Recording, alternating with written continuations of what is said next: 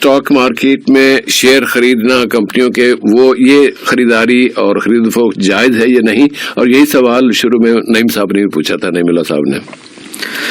جی صاحب، اس بارے میں ایک آسان فارمولا جو بالکل آسان ہے، جو آپ نے سامعین کے سامنے پیش کیا، کہ ایک بنیادی اصول کو ذہن میں رکھیں، وَحَلَّ اللَّهُ الْبَيْعَ وَحَرَّمَ الرِّبَا، کہ اللہ رب العالمین نے تجارت کو اور خرید و فروخت کو جائز اور حلال قرار دیا، اور وحرم الربا، سودی لین دین کو اللہ تعالیٰ نے حرام قرار دیا. اس بات کو بنیاد بنائے.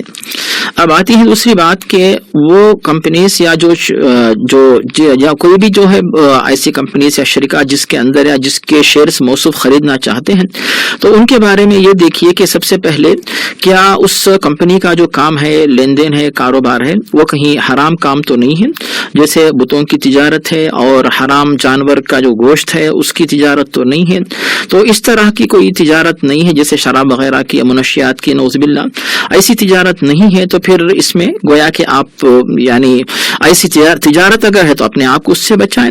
اب آتی ہے دوسری بات کہ کیا وہ کسی سودی لین دین والی کمپنی تو نہیں ہے، جیسے مثال کے طور پہ سودی بینک وغیرہ ہیں. ان تمام چیزوں سے بچی ہوئی کوئی کمپنی ہے تو اس کے اندر آپ جو ہے ان ایسی کمپنیز کے شیئرز وغیرہ لے سکتے ہیں، بیچ سکتے ہیں، جو منافع آتا ہے اس سے استفادہ کر سکتے ہیں، کوئی حرج نہیں ہے.